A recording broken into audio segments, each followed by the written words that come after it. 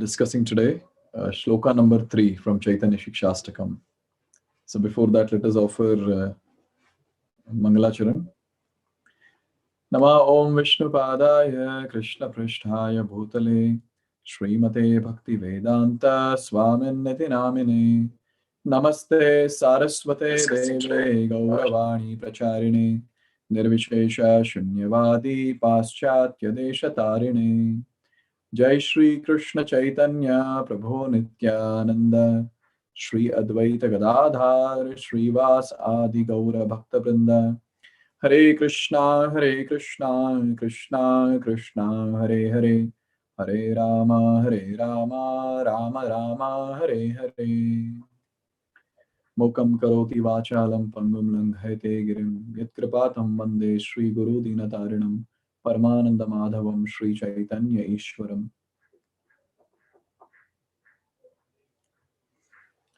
So let us recite the third verse. So I have posted that in the chat box so you all can see and recite. So let's recite together.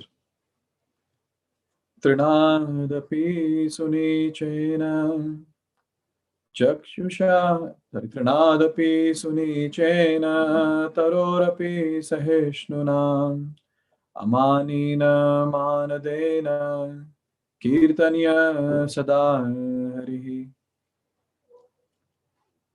So this is my personal experience or observation that out of all the 8 verses of Chaitanya Shikshastakam, this verse is the shortest verse and the most difficult to implement.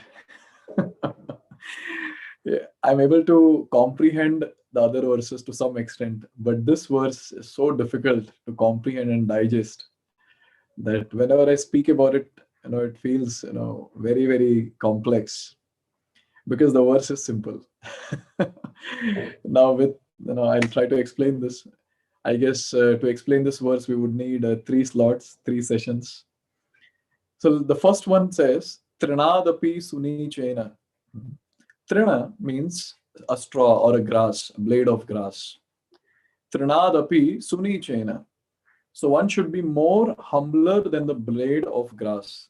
This is the line which says, more humbler than the blade of grass. So when someone steps on the blade of grass while walking, so the blade of grass will never get up and start shouting. Never it will retaliate. Never. All the time, it will be humble, completely humble. And here what Chaitanya Mahaprabhu is telling, one should be more humbler than the blade of grass. In this world, to become proud is very, very easy. Even without any reason, people are proud about themselves. But then, after having everything, to become humble is very, very difficult. Extremely difficult. It is said very nicely in our Shastra that this mood of humility or dainyata attracts the mercy of the Lord, attracts the attention of the Lord. Nothing else apart from this will attract Krishna's mercy. Humility is that ornament which attracts even Krishna's attention. See, there is no other ornament. See, everything Krishna has, and Krishna decorates himself with all the ornaments possible. Yes. But then when it comes to a devotee, this one ornament called humility or dainyata attracts the mercy of Krishna, attracts the attention of Krishna. Any devotee in the past who has attained Krishna, we can observe their behavior, we can go through their life sketch, and we will see that throughout their life, they were extremely humble. Dainya. That dainya bhav was there. So what is this dainyata basically? What is this humility all about? What is this pridelessness? So it is all about, even when we have all the material possessions, even when we are materially talented, qualities of all the material qualities are there, still taking a lower position and being always humble, being detached, from these material designations and material possessions, that constitutes humility. This is what Bhaktivinoda Thakur says.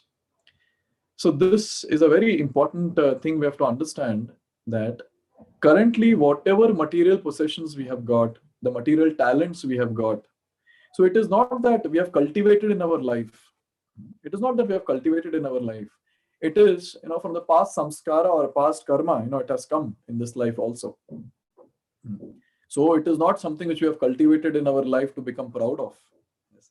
Like, for example, right from childhood, some people are very intelligent. Now, right from childhood, people are, very good looking, very beautiful. So now, if it is right from childhood, no, we have not done anything for it. Automatically, it has come.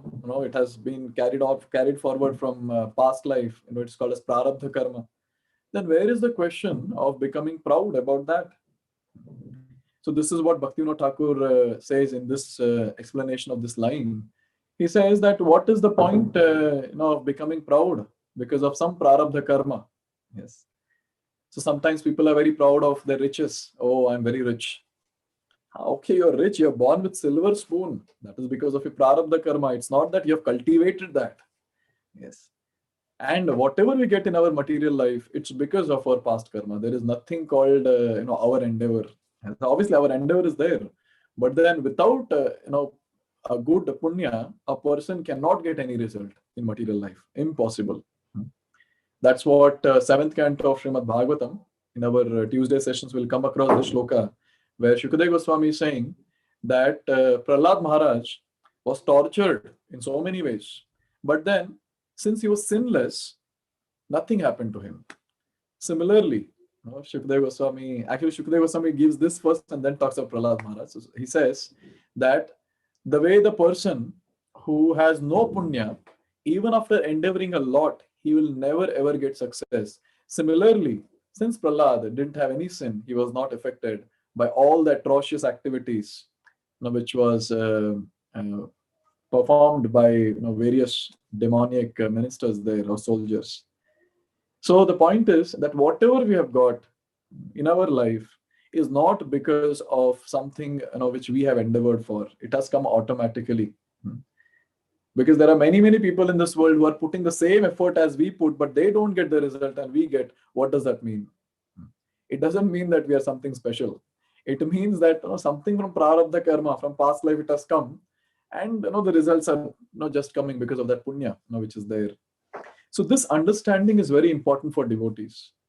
If devotees, that is if we become proud because of our material qualities and material possessions and material talents, never ever will get mercy of Lord Sri Krishna. Never. Krishna is attracted only and only and only to people who are very humble, dainya. And it is very natural also. See, logically also, if we analyze, water flows from higher level to lower level. Yes. Potential also flows from higher potential to lower potential. Similarly, the mercy, blessings, knowledge, everything will flow from higher level to lower level. So as low as we go, that much nice force of mercy we will get. But then if we start thinking that, okay, Krishna is here, okay, I'm also not very far away from Krishna. It's almost the same. Krishna will say, "Theek hai, chalo. You're same, so why do you need my mercy?" So enjoy, Madi, enjoy your life. So this point, we have to meditate on that. If we want to receive Krishna's mercy, then we have to become humble in our day-to-day life, in our dealings with others, and even when it comes to our mood and consciousness. If we go back to the past times, Krishna has proved this very, very clearly. Duryodhana, he invited Krishna, for a great feast.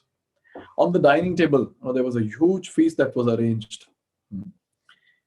And you can imagine all gold plates and gold glasses and spoons or whatever was there. And Krishna was invited. Krishna didn't take even a single grain from there.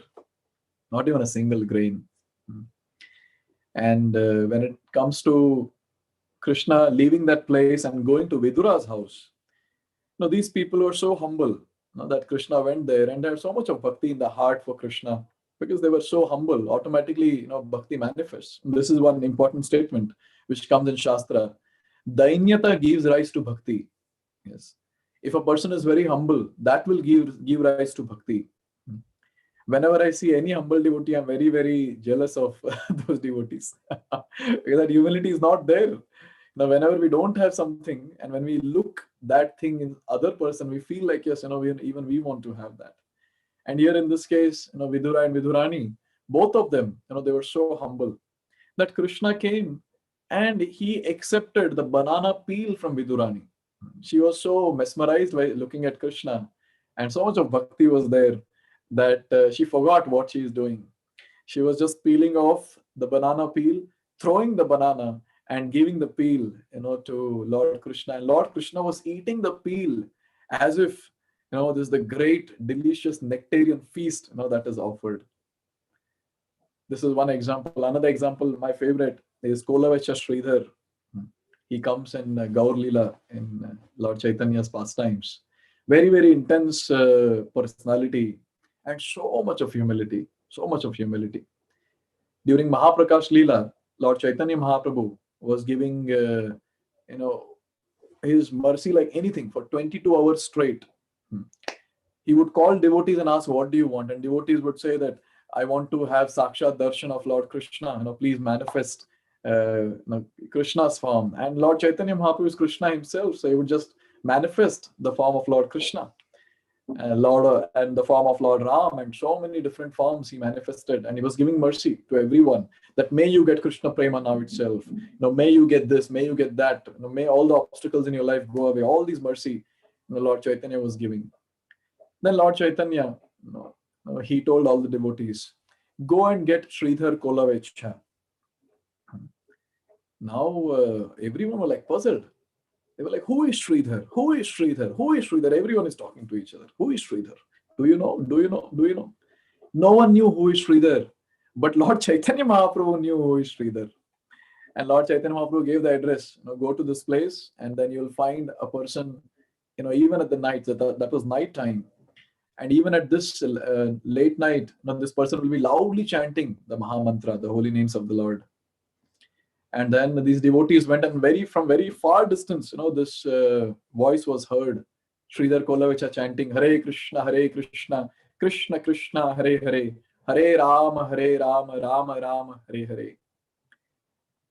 When Sridhar would chant like this loudly at night, the neighbors would throw vegetables at him and tell him that, "You eat this. It's only because your stomach does not have anything. All these sounds are coming. Put this in your mouth and let it go to your stomach.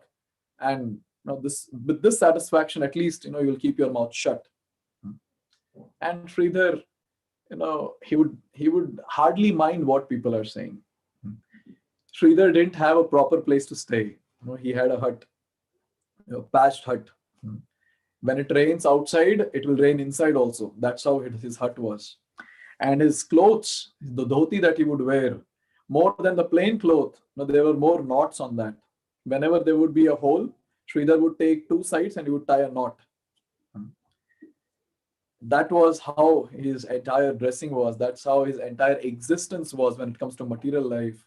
But then Lord Chaitanya Mahaprabhu was attracted, by his humility.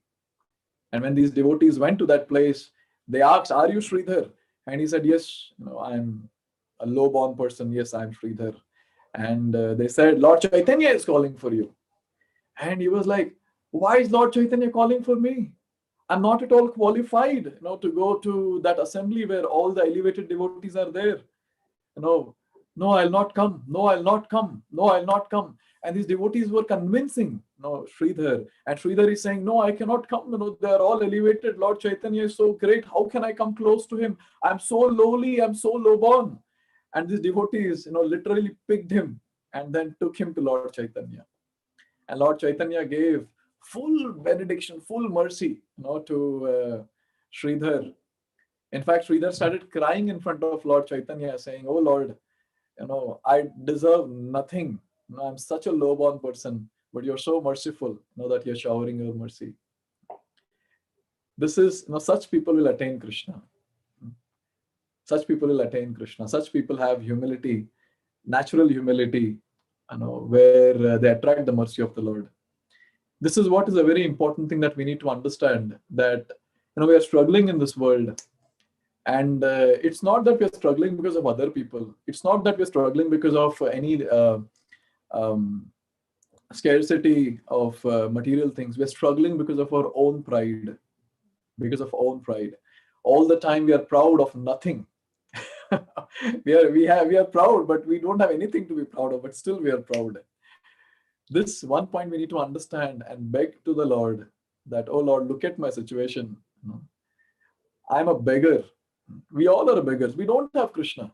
If we would have had Krishna, we would have been the richest person, but we don't have Krishna. We are beggars. We are really very lowly. But still, even after not having Krishna in the heart, we are proud. We are proud of having like a beggar is proud of his penny.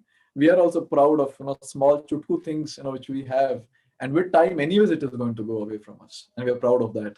Yes. So we should offer prayers to the Lord that look at my fallen situation. Even when I'm fallen, I think I'm elevated because of my material designation, my material possessions.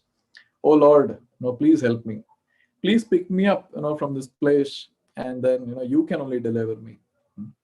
Bhaktivinoda Thakur sings, Gopinath, Amara Upayana, Tumi Kripa Kori, Amare Loile, Samsare Uddhara Pai. He says, Oh Gopinath, Oh Krishna, Amar Upayana. I don't see any other way, to get back to you. Amar upayana. Tumi kripa kori amare loile. Now you shower your mercy and you take me away. Samsara uddhara pai. Deliver me from this samsara. Deliver me from this material world. So this is the mode, which we need to have. As of now, we might not be having. Why I'm confidently saying that, because I've been giving class and you're hearing, so I don't have that mood, so you will also not have. Yes, so this is what is the mood expected, and only when we beg and pray to the Lord it is possible. So today when we are chanting, let's ask this question to ourselves: that am I anywhere close to Sridhar Kolavecha? Am I anywhere close to Vidurani? Am I anywhere close to those great devotees who have attained Krishna when it comes to their humility? If not, then we have to beg and pray to Krishna that, oh Krishna, this is what is my state. Please help me, oh Lord, please help me. If you help me, then it is possible. If you shower your mercy, it's possible, to elevate, to advance on the path of bhakti. So with this mood, let us all chant, today's rounds, understanding that we need to become humble, but as of now, we are not. So let us start chanting. Let us continue our chanting. Let's offer prayers.